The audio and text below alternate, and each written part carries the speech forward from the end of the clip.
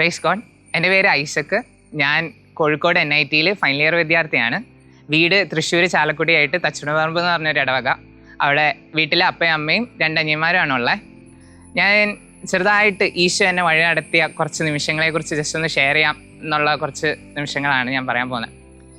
ഈ ഈശോ ആയിട്ടുള്ള ഒരു ആത്മാർത്ഥ ബന്ധം എനിക്ക് ഈ ലൈഫിൽ ആദ്യമായിട്ട് വന്നേക്കുന്നത് ഞാൻ ആൽത്താര ബാലനായിട്ട് കയറിയപ്പോഴാണ്. 2016 ഡിസംബർ 4. ഞാൻ ഇന്നും മറക്കാത്തൊരു ദിവസമാണ്. അത് 10 വർഷം ആവാറായി.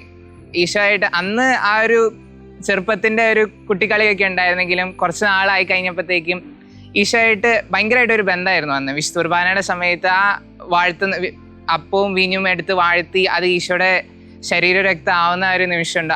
ആ സമയത്ത് ഒരു വൈദികം കഴിഞ്ഞാൽ ഏറ്റവും അടുത്ത് നിന്ന് വിശുദ്ധ കുർബാന കൂടെ ഈശോയുടെ അത്ര അടുത്ത് നിൽക്കാൻ സക്രാരിയുടെ അത്ര അടുത്ത് നിൽക്കാൻ പറ്റുന്ന ഒരു വലിയൊരു അനുഗ്രഹമായിട്ട് കണ്ട് മുന്നോട്ട് പോയിക്കൊണ്ടിരുന്ന അങ്ങനെ എന്നുകൊണ്ടിരുന്നതാണ്. അന്നാണെങ്കിൽ എല്ലാ ദിവസവും എണീപ്പിച്ച് പള്ളിയിലേക്ക് വിടാൻ അമ്മയും അനിയന്മാരും ഒക്കെ ഉണ്ടായിരുന്നു എല്ലാ ദിവസവും പള്ളിയിലേക്ക് വരാൻ. അപ്പം എന്നും ഈശോ ചെറുപ്പത്തിൽ നന്നായിട്ട് വഴി നടത്തിക്കൊണ്ടിരുന്ന ഇതായിരുന്നു. ഞാൻ കോളേജിൽ പോയപ്പം എനിക്ക് നല്ല പേടിയുണ്ടായിരുന്നു. ഈശോയിൽ നിന്ന് മാറിപ്പോവോ, ഈശോയിൽ നിന്ന് അകന്നു പോയി വേറെ വഴിക്ക് വല്ലതും പോകുമെന്നൊക്കെ നല്ല പേടിയുണ്ടായിരുന്നു. എനിക്ക് മാത്രമല്ല എല്ലാവർക്കും നല്ല പേടിയുണ്ടായിരുന്ന ഒരു സമയമായിരുന്നു. പക്ഷേ കൃത്യം കോളേജിൽ ചെന്ന ആദ്യത്തെ ദിവസം തന്നെ കർത്താവ് ഭയങ്കരമായിട്ട് എന്നെ ചേർത്ത് പിടിച്ച സമയമായിരുന്നു. ആദ്യത്തെ ദിവസം തന്നെ ഞാൻ പള്ളി അന്വേഷിച്ച് പോയി. ജസ്റ്റ് കുർബാന ഒന്ന് അറിയണമല്ലോ.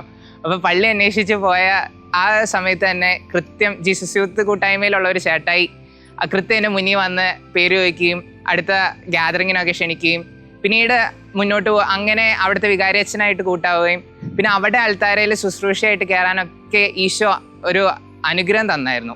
ഭയങ്കരമായിട്ട് ഒരിക്കലും ഈശോയിൽ നിന്ന് അകന്നു പോകാതെ ചേർത്ത് പിടിച്ചേക്കുന്ന നിമിഷങ്ങളായിരുന്നു. കോളേജിൽ എത്ര മടുപ്പ് തോന്നുമ്പോഴും എത്ര സ്ട്രെസ്സ് തോന്നുന്ന സമയമാണെങ്കിലും ആ പള്ളി തുറന്നായിരിക്കും എല്ലായ്പ്പോഴും. കോളേജിന് തൊട്ടടുത്ത് തന്നെ ഒരു പള്ളിയുണ്ട്. അവിടെ പോയി ചിലപ്പം ഒരു ക്ലാസ് കഴിഞ്ഞിട്ട് 1 മണിക്കൂർ ബ്രേക്ക് കഴിഞ്ഞിട്ടായിരിക്കും അടുത്ത ക്ലാസ്. അപ്പോൾ ആ 1 മണിക്കൂർ അത്രയും അടുത്ത് പള്ളിയുണ്ട്. അപ്പോൾ ഞാൻ അങ്ങോട്ടേക്ക് പള്ളിയിലേക്ക് ഓടിപ്പോയിട്ട് ഈശോ കുറച്ച് നേരം ആ ഒരു സൈലൻസിൽ പള്ളിയെ തുറന്ന് പള്ളിയുടെ ഉള്ളിൽ ആ ഒരു സൈലൻസിൽ കുറച്ച് നേരം ഒന്നും മിണ്ടാതെ ഇരിക്കുമ്പോൾ കിട്ടുന്ന ഒരു ഭയങ്കര ഒരു സന്തോഷമുണ്ട്. അത് ഭയങ്കരമായിട്ട് ഈശോ എന്നെ കൈവിടാതെ നടത്തിയേക്കുന്നതാണ്. കോളേജിൽ എത്ര സ്ട്രെസ്സും മടുപ്പും എന്തുണ്ടെങ്കിലും ഈശോ ഒരിക്കലും കൈവിട്ടിട്ടില്ല എന്നെ. ഞാൻ പരീക്ഷയുടെ സമയമാകുമ്പം ഞാൻ ഇരുന്ന് പഠിക്കും, പക്ഷേ എല്ലായ്പ്പോഴും ഉള്ള പോലെ നല്ല ടെൻഷൻ ഉണ്ടാവും എന്നിട്ട് പരീക്ഷയുടെ അന്ന് രാവിലെ അമ്മേനെ വിളിക്കും. എന്നിട്ട് ഞാൻ പറയും ഇന്നത്തെ പരീക്ഷ പോക്കാണ്, എനിക്ക് വലിയ മാർക്കൊന്നും പ്രതീക്ഷിക്കണ്ട. നമ്മൾ ആദ്യം തന്നെ ജാമ്യം പറഞ്ഞ് വെക്കുമല്ലോ. അതുപോലെ ഞാൻ അമ്മയുടെ അടുത്ത് പറയും. അപ്പം അമ്മ പറയും എല്ലായ്പ്പോഴും ഈശോയുടെ അടുത്ത് പറ, ഈശോ എല്ലാം നോക്കിക്കോളും. ഞാൻ അമ്മയുടെ അടുത്ത് പറയും ഞാൻ പാതി ദൈവം പാതി. ഞാൻ വർക്ക് ചെയ്താലേ അവിടെ എഴുതാൻ പറ്റുള്ളൂ. ഈശോ എന്നെ സഹായിക്കും, പരിശുദ്ധാത്മാവൊക്കെ കൃപയുണ്ടാവും. പക്ഷെ എന്നാലും അതുമാത്രം പോരാ, എൻ്റെ തലയിൽ എന്തെങ്കിലും വേണം എന്നുണ്ടെങ്കിലും ആ ഒരു പരീക്ഷാ സമയത്ത് ആ ഒരു ടെൻഷൻ മുഴുവൻ മാറിപ്പോവും.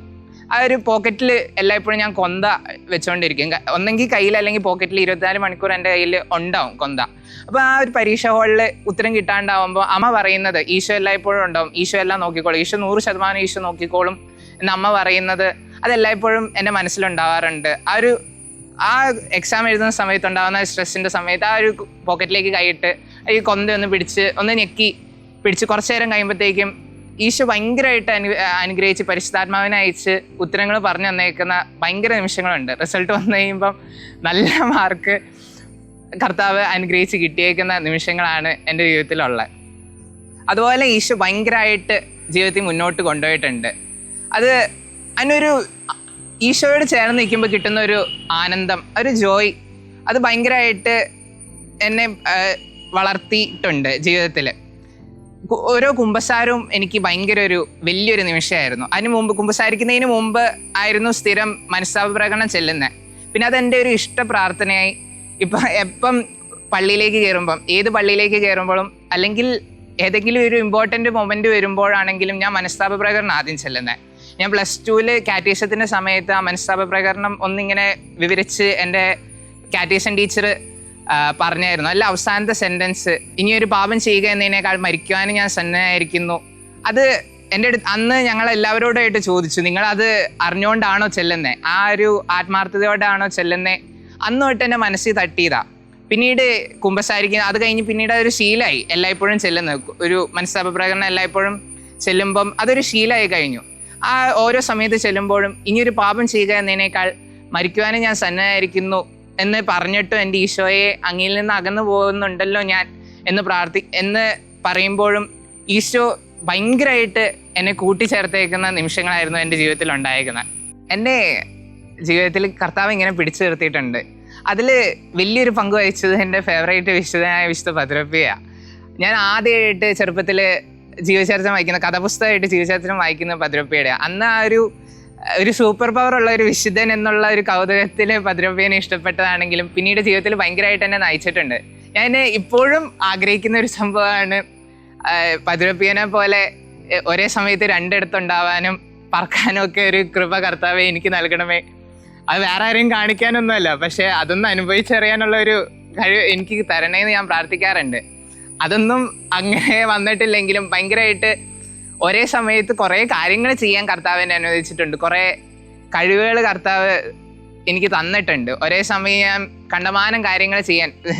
അത് എനിക്കങ്ങനെ വലിയ കഴിവുകളൊന്നും ഉണ്ടായിരുന്നില്ല. പടം വരയ്ക്കാനുള്ള ഒരു കഴിവ് കർത്താവ് ചെറുപ്പം തൊട്ട് തന്നിട്ടുണ്ടെങ്കിലും പിന്നീടാണെങ്കിൽ ഡാൻസ് കളിക്കാനാണെങ്കിലും പോസ്റ്റേഴ്സ് എഡിറ്റ് ചെയ്യാനാണെങ്കിലും മീഡിയപരമായ രീതിയിലാണെങ്കിലും കർത്താവ് ഭയങ്കരമായിട്ട് കൃപകൾ തന്നിട്ടുണ്ട്. ഒരു പരിപാടി നടത്താനൊക്കെ ഉള്ള ഒരു അറേഞ്ച്മെൻറ്റ് ചെയ്യാനും എല്ലാത്തിനും കർത്താവ് ഭയങ്കരമായിട്ടൊരു കൃപ തന്നിട്ടുണ്ട്. പത്രോപ്പിയോ ഒരേ സമയത്ത് പല പല ലൊക്കേഷനിലുണ്ടെങ്കിൽ എനിക്ക് ഒരേ സമയത്ത് കുറേ കാര്യങ്ങൾ ചെയ്യാനുള്ള ഒരു കൃപ കർത്താവ് ഭയങ്കരമായിട്ട് എനിക്ക് തന്നിട്ടുണ്ട്.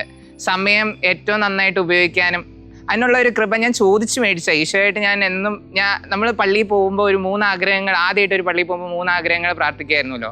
എൻ്റെ ചെറുപ്പത്തിൽ ഒരു വലിയൊരു ആഗ്രഹമായിരുന്നു ഈശോയെ എല്ലാ കാര്യങ്ങളും ചെയ്യാൻ എന്നെ അനുവദിക്കണമേ. അതിനുള്ളൊരു കൃപ ശരിക്കും ഈശോ എന്നെ ജീവിതത്തിൽ തന്നിട്ടുണ്ട്.